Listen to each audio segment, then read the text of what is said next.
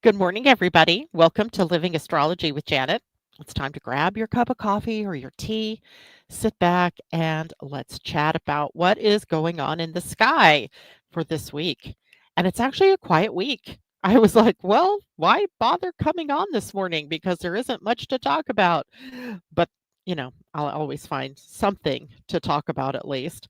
And the biggest news, of course, of this week is Mercury's retrograde in Leo. So this morning we're going to talk about that. And then I'm also going to, I thought, I have some time. So I want to talk about some of the fallacies of Mercury retrograde, right? Some of the things that you hear people say, astrologers and non astrologers alike, that you should or shouldn't do during a Mercury retrograde. And we're going to kind of suss out what's real and what isn't real about the retrograde itself. And then because I have extra time, I want to take us into a little bit about human design. So if you have your human design charts or handy, bring them out so that you have them to look at while we're having the discussion about the human design centers. I want to give you an idea of what some of the themes are in each of those centers and how that center works. And then how does it work differently if it's defined, meaning it's colored in and you're broadcasting it, or whether it's undefined, which means it's white and it's energy you're taking in and amplifying and rebroadcasting it, believing it to be your own energy. So we have those two big things to talk about. And anything else anybody wants to chat about in terms of their chart, I'm open to doing that as well if we have time. So let's start with some good mornings here. I saw Debbie Tibbetts Tumiel out there. Happy Monday to you as well, Debbie. And thank you so much. Remember, if you are liking the video, hit the thumbs up. If you are on Facebook, and thumbs up, I guess, no, like on Facebook, thumbs up on YouTube, and share, of course, the broadcast with your friends or your social media. Thank you for that reminder, Debbie. Good morning, Christine. Good morning, Amy D. And Julie, good to see you out there. Joan, good to see you. And JLo says, Happy Monday, Astro Tribe. And to all of you behind the scenes that I can't see here in the chat, welcome and thank you for joining us. So, Mercury retrograde, one of our favorite times of the year, right?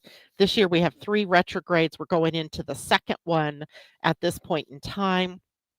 And that is a retrograde that begins on July 17th or 18th, depending on your time zone, and lasts until August 11th. So we have about a 3-week period of time. It's hard to believe 3 weeks puts us in August, but there you have it, right? The year is marching forward. And this Mercury retrograde falls all within the sign of Leo. Leo, a very powerful fire sign. It is going to be a retrograde about reclaiming your voice and refining how you lead, refining your leadership.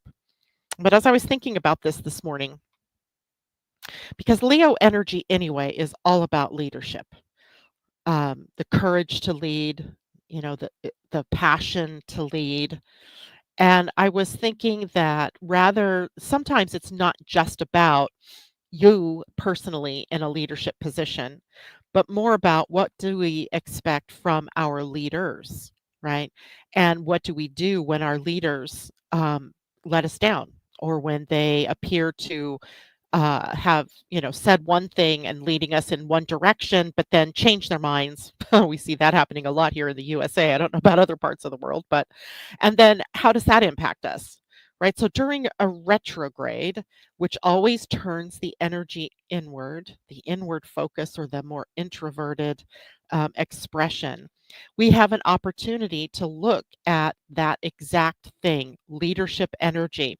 And it's interesting because in human design, Leo energy is the energy both of leadership. I'm the leader, and here is how we lead, or here's how I lead, and here's how I, expect everybody around me to behave in that leadership position.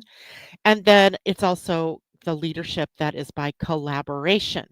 So the retrograde is taking us through 2 of the gates of leadership during this period of time. And the collaboration leadership would be sort of like the chief executive, the person behind the scenes that is sort of the gatekeeper that, be the gatekeeper to the president or to the leader of a group, that type of thing, but is also leading the charge in a collaborative effort in leadership. So both of those gates will be impacted during this particular time. So let's look at the essentials. So the retrograde dates are July 18th to August 11th. So you could circle that on your calendar just so you know this is the dates. And of course, we've been in the shadow period of this Mercury retrograde now for 2 weeks, right? Just about the beginning of July, just about the time Neptune went retrograde, actually. We entered this shadow window. So if things have been a little wonky during that period of time, you'll know why, right? This retrograde, impending Mercury retrograde. And the degrees are going to be from 15 Leo backwards to 4 degrees Leo. So if you have any planets in those degrees, then those planets will be impacted by the retrograde, whether they're in Leo or whether they are in other signs. It doesn't really matter because there's a connection, right, to a relationship between the retrograde degrees and those particular planets for you. And the human design gate that is at the start of the retrograde is the gate of collaboration. So interesting, to see that when we enter into this sort of inner thought about how a collaboration would work. This to me feels collaboration, cooperation, co-creation, some very Libran kind of overtones to this particular retrograde. So let's first look at collaboration. So this is focused on democratic leadership. And I don't mean it in terms of like a democracy or a political statement about Democrats or anything like that, but just democracy in general. Democratic leadership is leadership where we elect leaders and those leaders represent us. And then we vote on the things that they bring up for us to vote on, or we vote them in or out of office. It's shared vision, right? There's a shared vision in collaboration here. And then we're aligning with the right team or the right movement. And it's, is interesting that this ends up polarizing as well, right? It's not specifically a polarizing energy, but there's polarization built into it because we sort of see ourselves being divided up into different groups, right? It might be in our country, the USA, it's two groups basically, right? The Democrats or the Republicans. In other countries, there are other parties, but we're still, in this sense of we're aligning ourselves with a group or a party or I forgot what they call them in other countries, but uh, that is aligned with your beliefs or is aligned with your thoughts and how you want to see things go. So built into collaboration is this idea that we are separate and that we are polarized in some respects, but how do we come back together? How do we come back together and work through the issues or the problems that we have as a nation or as a people?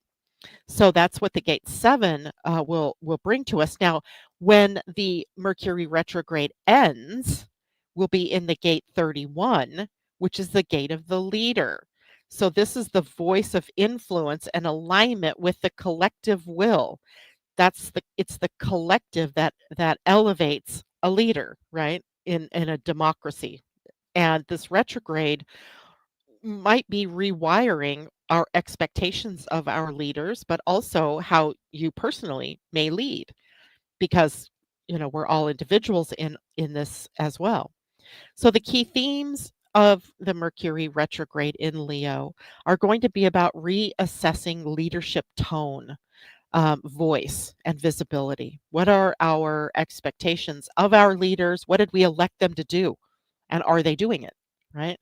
And the refining how it is that we individually may lead, right? Our own personal tone and visibility and voice that we are using to lead the people that are in our groups and so forth, in our communities. And then refining how we speak for the collective, but also for our personal selves, right? How do we speak? And remember, Leo is a sign of courage, but pride as well. And their, leadership qualities in the highest aspect of Leo energy are humble, right? It isn't hubris that we lead from or that we're meant to lead from, although that happens quite frequently. Um, it's humility, right? Being humble in the face of the awesome responsibility bestowed on you because you are the leader, right? That is something I think that we haven't. It spells integrity, right? And is that something that we've actually asked our leaders for? And are you demonstrating that in your own leadership qualities? And as the time goes on here in the retrograde, this is the time where we're looking inward at this. We don't have to necessarily change the outside world yet, but we could be asking those questions of ourselves. Is this the kind of leadership we wanted? Are we getting what we voted for? Um, are we are we disillusioned in some way, right? Mercury. And the only reason I say that is because Neptune is also retrograde now. So the disillusionment factor as other planets go retrograde is also something that we might be looking at and dealing with. All right. So the last theme I think that we might see here is about revisiting public pressure. Um, how do we as individuals in a democracy get our voices heard, right? So there's lots of different opportunities. We can show up at town halls, we can demonstrate or join groups that are demonstrating for something and or usually against something, but I would say we might want to reframe that during the Mercury retrograde into something that we stand for, not something that we stand against, right? The against is really good to get clarity about in contrast, right? About what we want. But when we're actually out there trying to enlighten our leaders as to what it is that we desire, um, it's about what are we for, not what are we against, right? We can use the against as a way to reframe the what we're for. Otherwise, we keep getting what we don't want, right? Because you're framing it as something that your focus, your energy is focused at what you don't want, but the universe doesn't hear it that way. It just says you're focused on XYZ, so I'm assuming that is what you want more of, so let me keep bringing you more division. Let me keep bringing you more fill in the blank, whatever that is. Instead, focus on what it is you do desire, what it is you do want. Leo is a sign of the heart. And the heart, in terms of desire, the heart, in terms of what it is that you will to happen, right? Your willpower. And, in a way, Leo energy is always about keeping the alignment toward what it is you desire versus what it is you don't desire. The problem in Leo energy sometimes is that it's fixed. It's a fixed sign. So it gets caught in its own web, right? That it's kind of like Taurus energy can get caught in a rut, right? Because they've dug their heels in and it's, comfortable. So why should I get out of my comfort zone?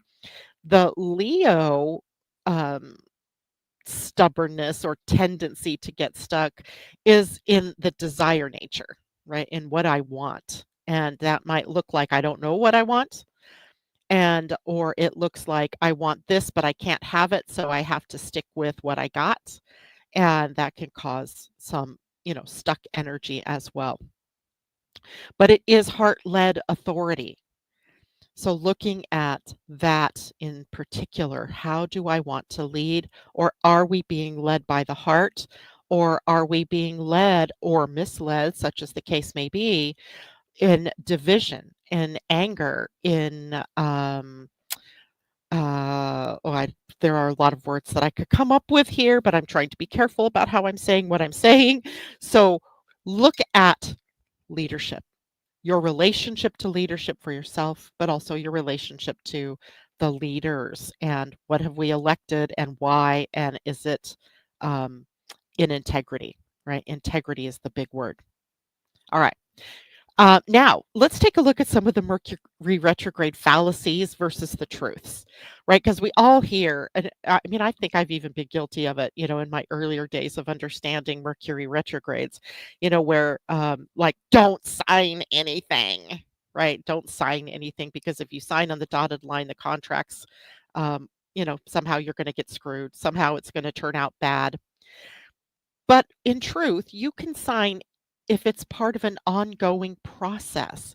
Let's say you started the process of buying a home a month ago, 2 months ago, because it's usually about a 60-day escrow, let's say, and the signing of the papers happens during the Mercury retrograde. It's already been in process. So the Mercury retrograde literally would not be impactful. However, prudence would say, at least review the contracts, right? Review the wording, review the money, review the percentages, review everything as a part of that um, before you sign it, right? Read it carefully. So retrogrades favor sort of revisiting, not avoiding. Right, so Mercury retrograde is a retrograde, so it is about revisiting. So revisit the contract. Does it still stand up to what it is that you wanted? Is there something that needs to be changed? If there is something that needs to be changed, then that needs to be brought up, reviewed, and then once that change is made, then you want to reread and review again to make sure it now says exactly what it is that you want it to. Okay. So, in this way, you don't have to avoid anything. We just go inward with it a little bit. We review it, re edit, we proofread, that type of thing. Here's another fallacy: technology will break during a Mercury retrograde. Well, I have had that happen actually, but I've had the signs before the retrograde that something was amiss. And if I took care of it, great, then I didn't necessarily experience the tech breakdown.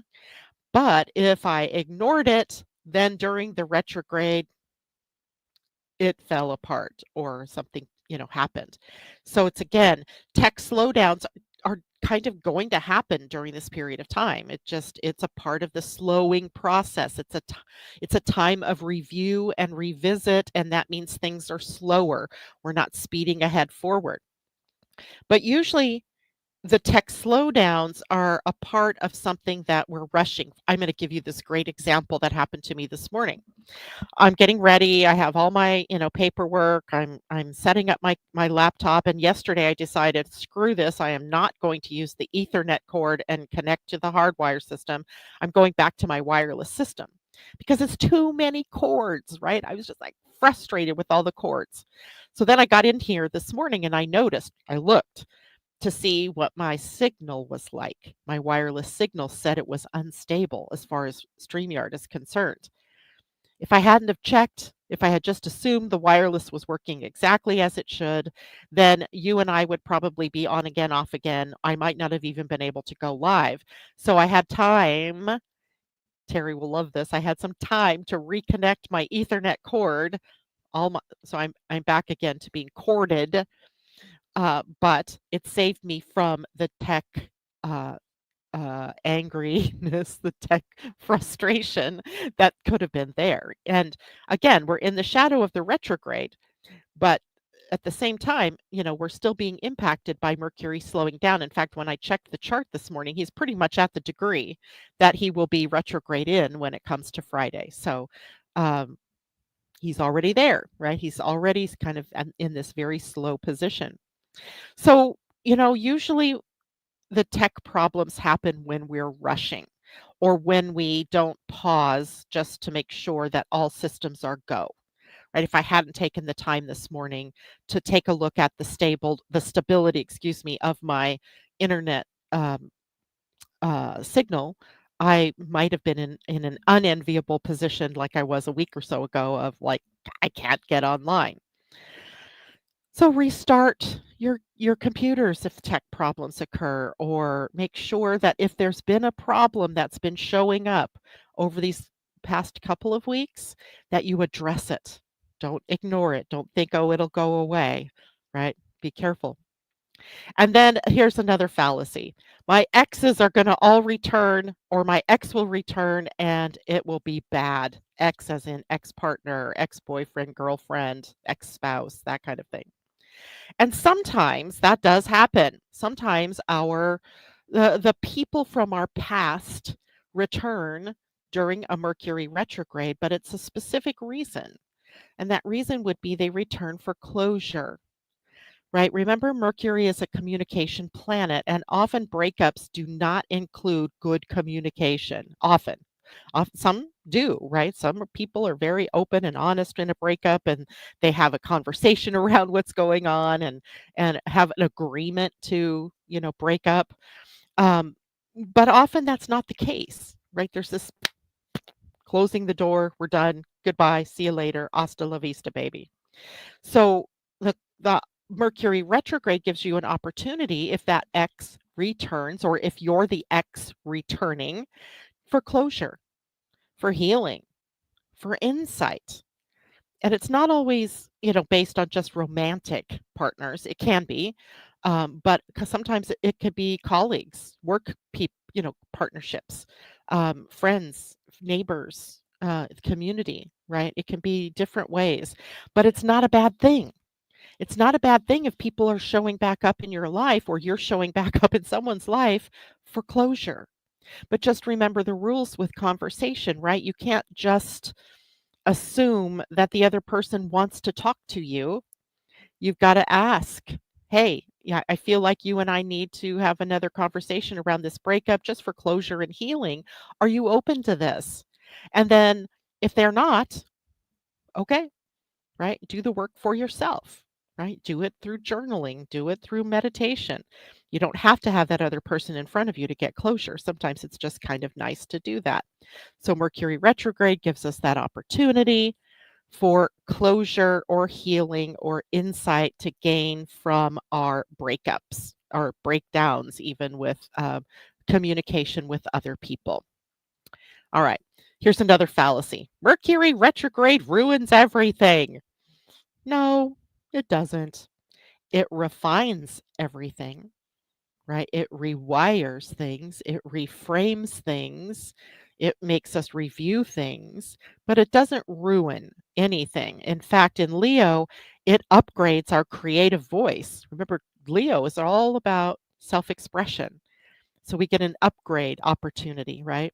And if you've ever done an upgrade on your computer, you know that it doesn't go from upgrade to, or it doesn't go from, hey, upgrade to it's done, right? There's this time period where the computer has to go through a process of downloading the update and then integrating the update, and maybe going through a process of closing out the old update. It takes some time, even if it's only minutes, right? In a computer, for us in general, when we're upgrading our creative voice, it may take some time. So be patient, right? The other fallacy is you have no control. You have more control than you think. You have more control if you become conscious about what it is that's going on, if you stay patient, if you are reflective about the things that are popping up around whatever house that you have Leo in, right? If you have Leo in the first house, what might be popping up is things that are very personal to you, your own personal viewpoint, or your own, interactions with others, the face that you put out to the world, maybe, needing updating. Let's say it's in your 10th house. If you have Leo up there in the 10th house, then maybe you are kind of needing the update on your career or your profession, or how, or your reputation, right? The 10th house is about your reputation in the work world, or in the career or profession of your choosing, right? So being patient, being reflective, being more conscious about yourself in those relationships, or yourself in that area of your life, can really help you have more control over what's happening, right? You're not a victim in a Mercury retrograde. So keep that in mind. So, how to work with this retrograde? Um, retrogrades they happen all the time, right? For example, right now we have Neptune retrograde, we have Pluto retrograde, we have Saturn retrograde, and soon to have Mercury retrograde. And yet, you don't hear people crying all the time out loud about, Saturn being retrograde or Pluto being retrograde because we're kind of used to, half the year those energies are one way, half the year they're another. But Mercury being the faster planet of all of the ones I've just mentioned, we notice it more frequently, and it's a personal planet. So it does come in to our personal space and impacts us. So when we are working with a retrograde, it's good to know, like, well, it's what sign is it in? What house is that sign in my own chart? And the Leo energy is going to be about leadership recalibration. Remember, July is all about recalibration, emotional, mental, spiritual, and also in the physical. So reflect on where you have had leadership issues, where maybe you or another that you've worked with is leading from ego rather than vision, right? This Leo is visionary leadership. In fact, the leadership gates in your human design are about visionary leadership. So, what's the vision? And are you aligned with that vision? Did the leader stay aligned with that vision or did they deviate? Right? Did they say one thing and do another?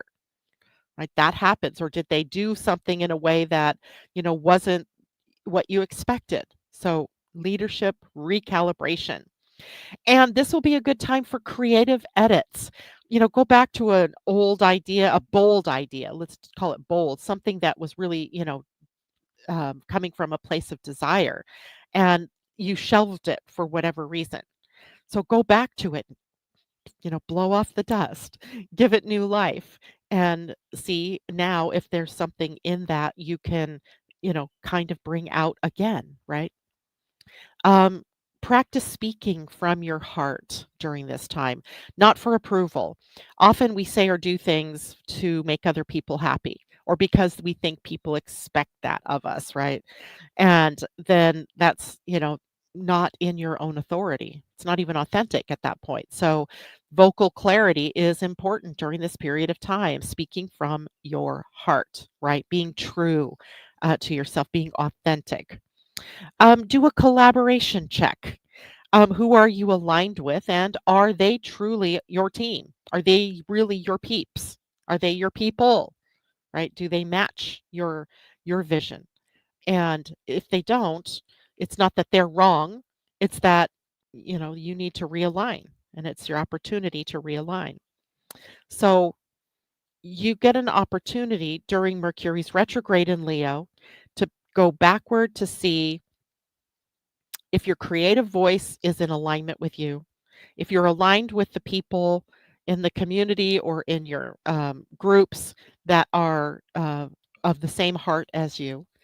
And we also get to look at our decisions that we've made in our leaders to elevate those people to leadership and to decide whether or not they were deserving of that or not. Have they held up to the integrity of the office to which we elevated them? So we get to look at all of that during this period of time. So be ready to refine your voice, your vision, your leadership, maybe, how you lead, what you lead. And, this is a time for you to keep your creative tools together. It's not necessarily a time for all of that to get put out to the world yet, but some of you may have Mercury retrograde in your own natal charts, and you'll find it is a good time for you, right? I have Mercury retrograde in my chart. During the retrograde itself, I often have an easier time than everybody around me. It's the time before or the time after that gets to me. So if you have that Mercury retrograde, it may indeed be time for you to revisit something and then relaunch something. If you do not have Mercury retrograde, if Mercury is direct, the retrograde may seem very slow, like riding through muck, right? Muck and slowness and like having to go back and do things 15 times before you get it right. So it's best if you don't have Mercury retrograde in your natal chart to not try to push something out there to get it done. Wait until the retrograde is over, but use the time during the retrograde to reevaluate, to review, and to edit and proofread and all of that. All right. Any questions on any of that? Let me know. Let's go back here. I saw a couple of other people pop in. Good morning, Gayla. J-Lo said, yes, I've often heard don't, but my message is this is a review of what is needed. Absolutely. Good morning, Terry. Good morning, Asa. Good morning, MD. It's good to have you with us. And MD says she has Leo in the 10th house. How perfect, right? So this is a reevaluation of your career and or your profession or your reputation, what you create and how you put that out into the world, but more importantly, how does the world view what the work is that you're doing? Is it in alignment with your true self, right? J-Lo has Leo in the 3rd house, personality, or no, gate 3, because you're P and D, so 3rd house or 3rd gate 3, and gate 9, it looks like by design. So the gate 3 is a gate of innovation, right? Being inventive, doing things differently. So you might have to reevaluate projects and so forth and see if it's something that's different. Is it unique? Is it cutting edge? And then with the 9 on your design, now focus on what it is that you need to do in order to bring that out in its full integrity. And what does retrograde mean? Retrograde itself means backwards, right? Moving backwards. So the planets appear, they're not really moving backwards. But because Earth in this case is faster, or the other planet is faster, if it's an outer planet, we see it or feel it or sense it as a slowing down of that planet's energy. So the planet isn't technically moving backwards, but the way that we view it from our position here on Earth, it appears to be moving backwards. Okay. If we were living on the sun, nothing would retrograde, right? Because the sun is the planet that, or is the body that all of the planets revolve around. But if you're on another planet, let's say you're on Earth, other planets could pass Earth, right? And it would seem, like how like when you pass a car on on the freeway and it looks like the tires are going backwards, but they're really not. It's because there's something, weird about the relationship between the speed of the two vehicles. All right, I hope that helps. Okay. If you have any other questions, go ahead and place those in the comment section and I'll come back to that. Now I want to move into because there's nothing else astrologically relevant. There is Mercury that is, major news. So okay, we've talked about that. So now I'm going to take a minute to talk about the centers in your human design chart. So I'm going to actually bring up. I'm going to share my screen. I might have to. There we go.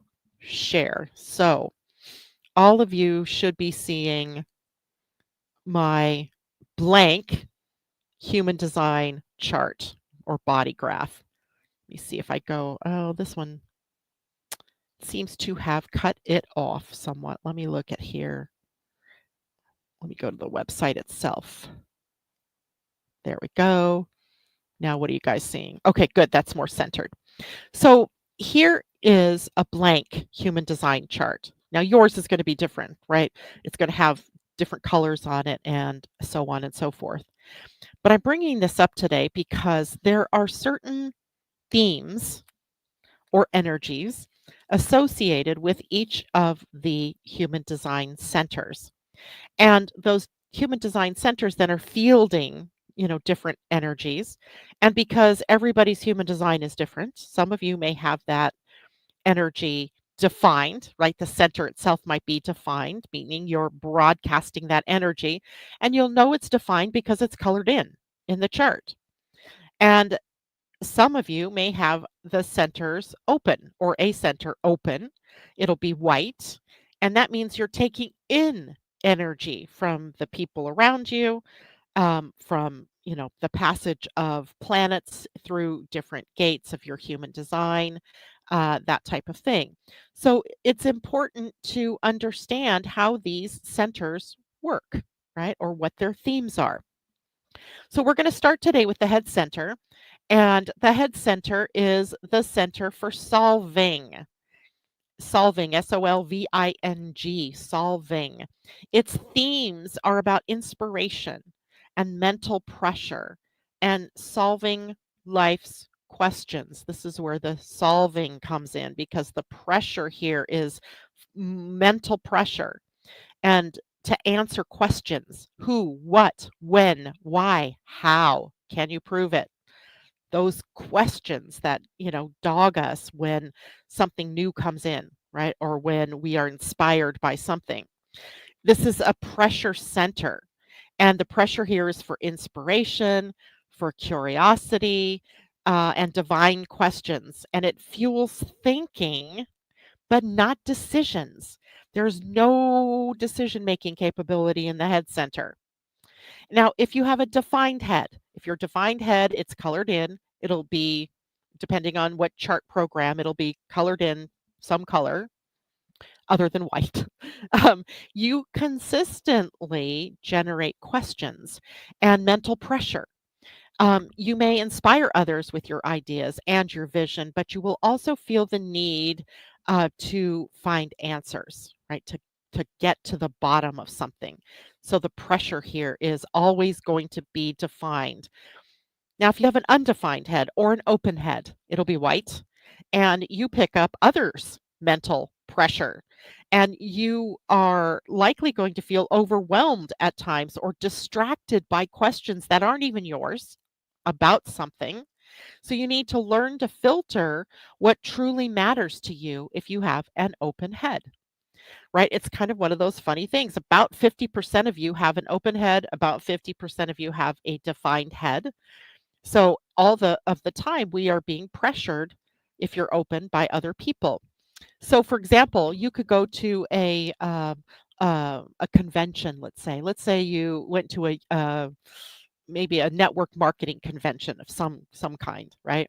And during the time that you're there, if you have an open head, you're feeling pressured to buy the product, to sign up in the network, to buy the whatever it is that they, program that they're selling. And that's because you're taking in the questions and the buying pressure, if you will, from the other 50% of the people in the room. So it's very hard to get clear about what's real for you and what isn't. So sometimes you actually have to leave the room. You have to get away from the people so that you can come back to your own thinking process, right? So this is a center that can sometimes cause us to, think that we're thinking and think that our decisions are our own, but they're not, perhaps, right? They're being influenced by other people around us. All right, let's go to the ajna, the second center down. This is the center for knowing. The overreaching theme is about knowing. And the themes, the sub themes here are certainty, mental certainty, belief systems, and inner knowing. This is your processing center for thoughts, for insights, for concepts, for frameworks. The all of the stuff that comes in from the head center comes down and meets up with the ajna's ability to think, to correlate, to compare, to contrast, to really bring all of these ideas together. Now, if you have a defined ajna, it'll be colored in. You have a consistent way of thinking and a consistent way of expressing yourself.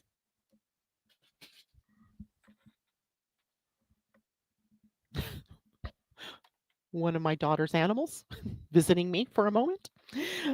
Anyway, you have a consistent way of thinking and a fixed mental perspective, let's say.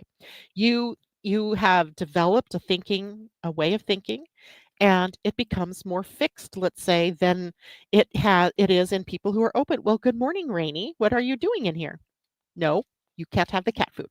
Go outside. Go. My daughter has 2 Great Danes, and I left the door open because Binksy was outside, and I didn't want her to feel like she couldn't come in. But then Rainy came in. But they're adorable and they're sweet. Okay, so your defined ajna gives you stability in your thinking patterns and in the way that you process information and the way that you think about what decisions it is that you're going to make.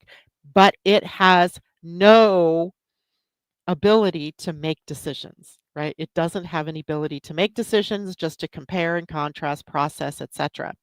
If you have an undefined ajna, if it's open and white, um, then you're open to many ways of thinking, and you may struggle with certainty. And if you're around people who have a defined ajna, you're picking up their certainty. And then when you separate from those people or you go your own way, you're left going, well, wait, why was I so certain that that was the right thing or that was the right product or the right person? Because that certainty is gone, right? So this is like you've gone to the convention, you got pressured into buying something to answer the question like why aren't you buying? And then you buy it and then you get home and 2 or 3 days later all that inspiration is gone and you're like, "OMG, what did I do? Why do I do this all the time?" Right? So, the undefined ajna struggles with certainty, um, but gains great wisdom through being flexible. The thought patterns are flexible. Now, sometimes the open ajna can have can be fielding so many different thoughts and so many different ideas that it can feel like you are forgetting things, right? Because the things that you thought you knew are gone when you try to recall them, right? Have you ever, been in that situation where you meet up with someone, you know their name, but you can't bring their name? And I'm speaking as if you do not have dementia or Alzheimer's disease, by the way.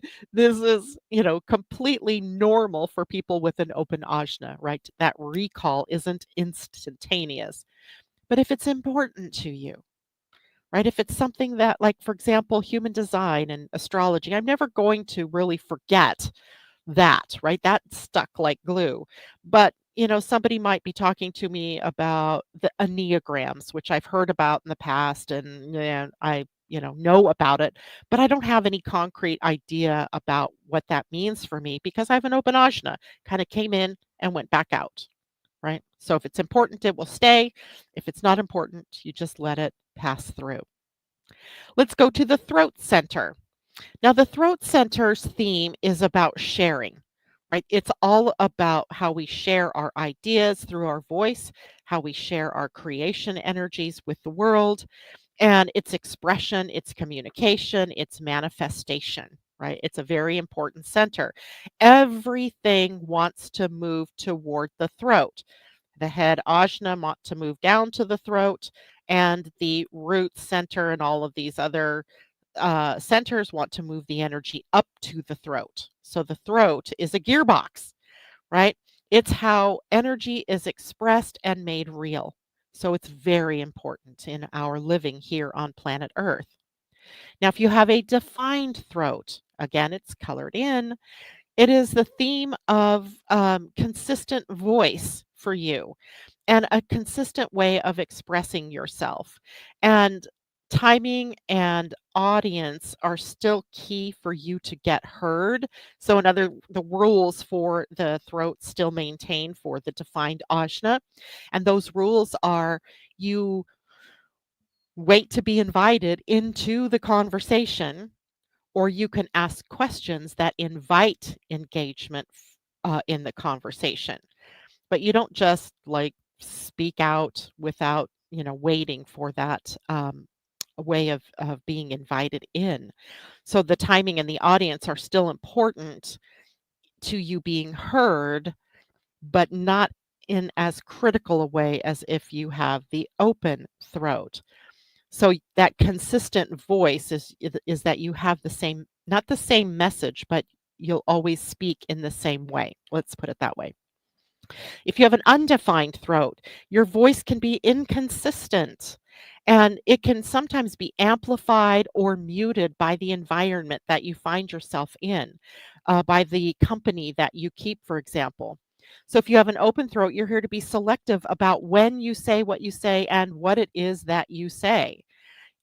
Is your voice aligned with your energy? Should be the first question, right? If you start to speak on something that you know relatively little about, that's going to come across as false.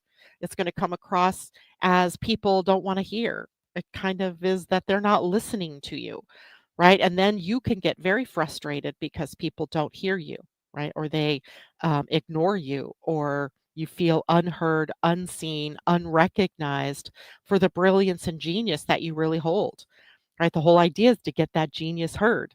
You do that while waiting for, when you wait for an invitation, right? Or asking questions that will allow people to bring you into the conversation.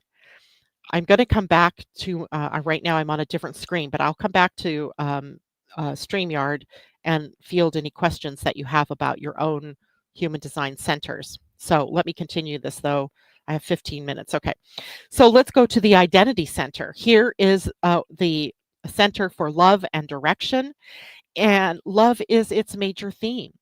And here we have direction. We also have identity. Who am I? Or I am, right? Your I am presence. This center is the magnetic compass of the chart. It guides our life purpose and our self expression. It is a one way magnet and it can only attract, right? It attracts to you the circumstances, the opportunities, the people that fit what it is that you're focused on, right? That your fit your purpose, fit your destiny, fit your karma. If you have this center defined, colored in, you have a stable sense of identity and purpose and direction. You tend to be consistent in how you express love and purpose, right? That's consistent. You know who you are. It doesn't mean that you don't ever question who you are. You don't question your purpose. It doesn't mean that. But intrinsically in within you is a known quantity, right? I know who I am. I know what fits me. I know what doesn't fit me. I know what I like to wear. I know what I don't like to wear. I know who I like to hang out with. I know who I don't like to hang out with, right? I know what I like to talk about, and I know what I don't like to talk about. It's very defined. If you have an undefined identity center or an open identity center, you sample identities and directions, and it's shaped by who you're around, right? You're designed to experience love and direction from many different ways, right? And all of that based on the environment you're in, who you are around, and it it means you're more of a chameleon than someone who is defined, right? You can be, and in fact, you should experience many different identities in your lifetime because you're around different people. You're experiencing different groups. So it's very important that you note how you're feeling about yourself when you're around different groups of people. If you feel good, they're the right people. It's the right opportunity. It's the right place. It's the right time. If you don't feel good, if you feel uncomfortable, or like you don't fit, well, then take that in and move away from that people or from that environment. Get away from those people. They're not your people, right? Or it's not the right timing for you to be interacting with that people or that group, right? So make changes. Honor your path, right? That's the big key. Don't try to match what everybody else is doing, but as a chameleon, that's what you may do, right? It's hard for you to see yourself clearly, but you see other people clearly. That's kind of this conundrum, right? You don't see yourself clearly, but you clearly see other people. All right, let's go to the will center. This is the will, the heart, the ego center. It is the center whose theme is basically desire. Now, this isn't sexual desire. This is desire for resources or desire to move ahead or to get something done. It's commitment. It is willpower energy. It's drive. It's value, right? And a motor. This is a motor center. It does have energy for doing, right? And making things happen. It's a motor center that drives the material world desires and self-worth, right? Am I worthy of receiving? Am I worthy of being prosperous? Am I worthy of having my dreams come true? Now, this center is defined in only 1/8 of the population. This is a center that primarily is open. 7/8 of the population have it open. If you have first, before we go into defined versus undefined, let's talk about the energy of this center as a motor, because as you know, motors have an energy that flows with it. The energy of the will center is pulsing.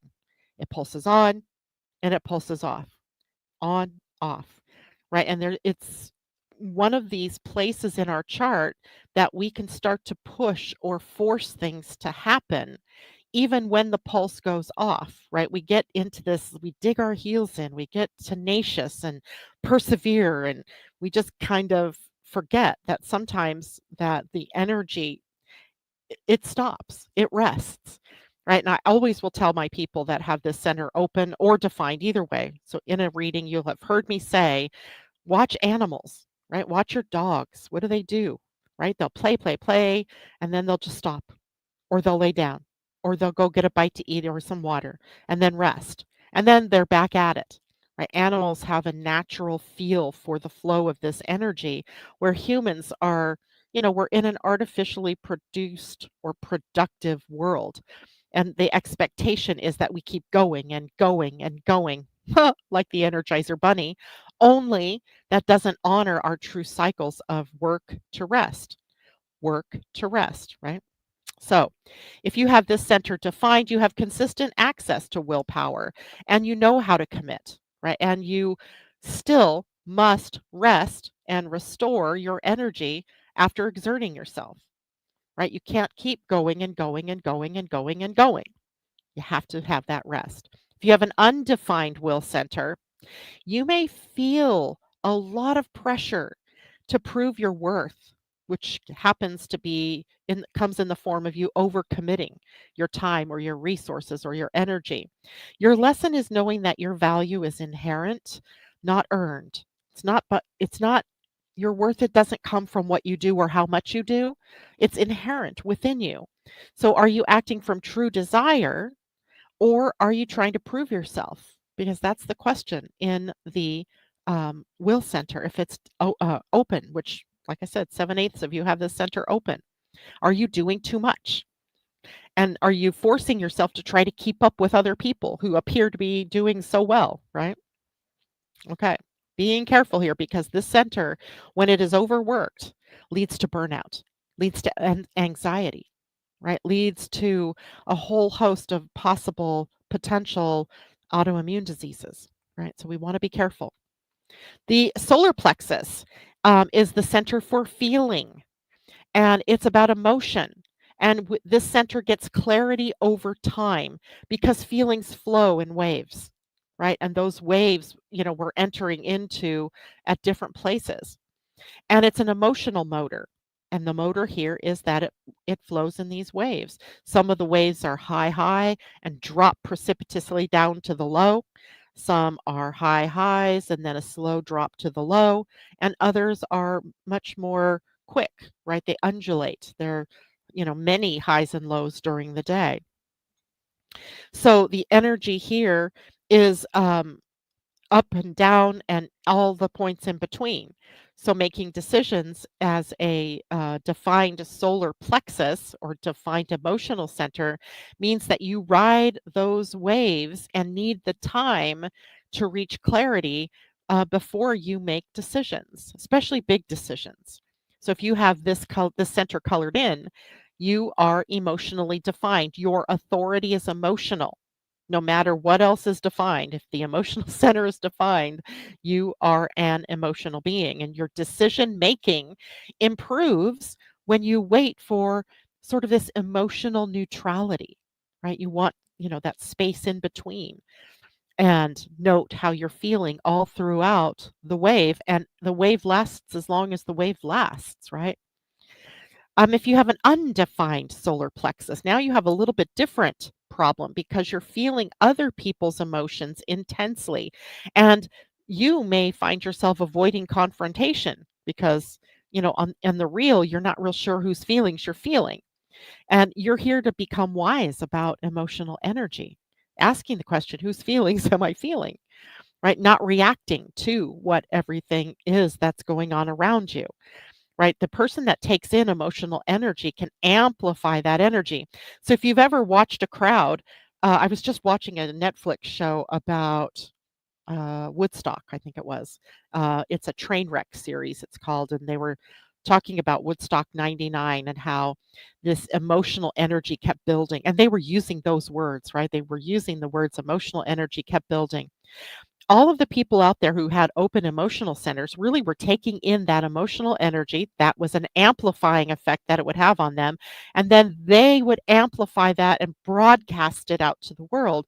So you can almost see how, in a riot situation, the energy has been amplified, and it is likely from the open emotional centers who, don't recognize that they're not even feeling their own feelings, that energy gets explosive, right? Now, that's a very big kind of a way that works, but think about it on a personal basis. If you have an open emotional center, you spend a lot of your time trying to keep the energy quiet, trying to keep the emotional energy down to a dull roar. But at times, you take that all in. You see it in classrooms with children, right? The ones that are always out overacting or um, reacting badly to things are typically because they haven't yet learned how to deal with all the emotional energy. So, are you honoring your emotional process or reacting too quickly? Would be a good question to ask of the solar plexus. Now, when we get to the sacral, it's of course all about service, the act of service, the action of living. It's work, it's life force, it's response, it's sustainability, right? The engine of sustainable energy. This is on an engine that's always turned on. No waves here, no pulses here. It's just always on. And it is the energy when it's defined for consistent life force energy, consistent vitality. But it has to be pointed at what truly excites you. It's not, I mean, you could take that very consistency and point it at things you don't like and stick with those things and live a joyless life, right? That can happen. I've seen generators many times do this energy, right? Or even manifesting generators because they're the only ones that would have a defined sacral. Um, so if you have a defined sacral, you have consistent life force energy, but only for what really excites you, what really floats your boat. You're designed to respond, not initiate. So whatever shows up in your outer world that excites you is what you respond to. If this is an undefined center for you, then you do not have consistent access to this energy. And you're not here to work in traditional ways. You feel pressure to keep up, and then that causes you to overdo, but you don't have the consistent ability to do that. So you have to remember to rest, to wait until you're invited in if you are a projector, to initiate if you're a manifester, but not try to keep yourself going down that same path until it becomes an obligation. And if you're a reflector, of course, you're waiting the course of 28 days till you really understand what's real for you or not. So, are you working in alignment or are you pushing past your limits? A question for those of you who have open centers there or open sacrals. If we go to the root center is the center for drive, for ambition. Let's call it that. The drive, it's endurance energy. It's evolution energy. It is defined for about 50% of the population, and you have a consistent drive to evolve and act under pressure. It's a pressure center, like the head center was a pressure center. The root center is a pressure center. You thrive if you have it defined when stress is healthy and purposeful, right? When, like, I'm on a deadline and I'm pushing to get this project done. If you have an undefined root, you may feel external pressure. It's not coming from within, it's coming from outside of you to hurry up or to do. And then you could struggle with stress management, right? And a to-do list here can get very long for someone with an open root center. You're here to learn when pressure is yours to carry and when it's not yours to carry. So, are you acting from inspiration or urgency? Because if it's an open center and you're feeling the urgency to act, you're picking up external pressure. It isn't your own. But if you're excited about something or inspired to take action, it's yours. All right, let's look at the spleen. The spleen, of course, is the center whose theme is about success. It's all about intuition, survival, and success through alignment, right? Success through alignment. It's an awareness center. It is not an engine or a motor. And it's a center that governs our instinct, our health, and timing. So if it's defined, you have a consistent intuitive sense of strong survival instincts, strong instincts or intuition. You may cling to what's familiar, however, right? You might cling even when it no longer suits you, right? You have a hard time letting go. If you have an undefined spleen, you are highly sensitive to the environment that you're in, and you can gain deep intuitive wisdom, but you have to learn what's unhealthy for you. And let me tell you from my open spleen, sometimes what's been healthy for you turns unhealthy for you. And you have to be aware of your body and your well being and have to spend some time detoxifying your environment and your thoughts and things like that. So, the reflection then here for all of you would be, are you holding on? Are you holding on for safety or survival? Or are you letting go to enable growth? All right, let me stop sharing my screen. I hope everybody kind of understood that rundown on the human design centers. Is the sound going out? No, no, no, no. Okay. Any questions? I'm going to scroll back. No, no questions about that. Well, it's 9 o'clock anyway, so I need to go. But if you have any questions, feel free to reach out and let me know. And I will see you all again on Friday. Bye for now.